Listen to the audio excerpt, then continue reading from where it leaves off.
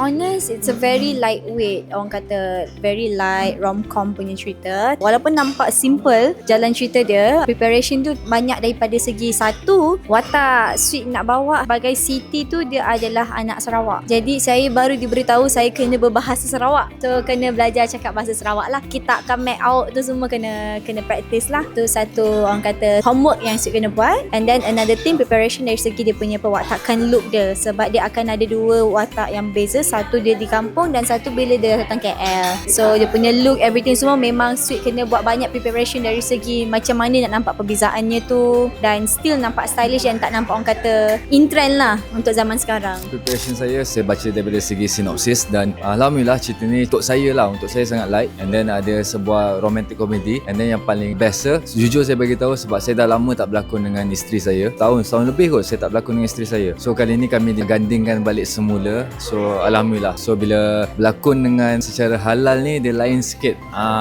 Sebab saya seorang pelakon yang menjaga batas. And then bila kita dapat heroin isteri sendiri, macam okay, kali ni walaupun dia rom-com tapi insyaAllah saya akan buat yang terbaik untuk drama ni. Sekarang tengah membedah skrip, nak tahu lagi betapa dalamnya chemistry antara saya. Watak saya memainkan watak Maya, iaitu best friend kepada Siti yang dimainkan oleh Sweet Kismina. So I nak tahulah dia punya relationship ni macam mana. Saya memegang watak sebagai Sofia. Preparation yang saya buat, nanti kita akan ubah look sebab sekarang ni saya tak habis shoot untuk previous punya drama. So after this, sebelum masuk set Siti in the City, Putri akan ubah look lah. Putri akan potong rambut dan look lain sikit daripada yang sekarang ni. Putri baca skrip, untuk lebih mendalami Putri akan study. Sebab tadi Ijam ada cakap Putri kena bawa watak ni, dia nak ubah sikit macam bimbo sikit. So mungkin Putri boleh study melalui movie-movie lah. Nanti Putri sebelum masuk set Putri akan tengok movie lah usually. Kai ni dia macam sangat friendly, supportive. Ada seorang yang sangat gila-gila sikit, kecoh-kecoh sikit. So preparation saya rasa tak adalah yang banyak sangat. Cuma saya macam kena happykan diri banyak sebelum masuk set. Sebab kita nak hypekan kita punya emosi tu before masuk set kan. And then bila kita tengok dengan barisan pelakon semua, saya percaya dia punya hype tu senang lah.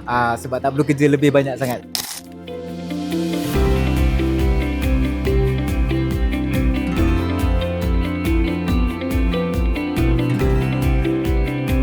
Saya Sweet Kismina memegang watak sebagai Siti dalam drama Siti in the City. Saya Adam Lee, saya memegang watak sebagai Dan. Kami Michelle Lungan, kami akan memainkan watak Maya. Saya Putri Aisyah, saya memegang watak sebagai Sofia. Saya Haidar Hasanuddin. So jangan lupa untuk saksikan saya Dalam Siti in the City. Ini ada 8 episod je Di TV Sarawak. Stay tune.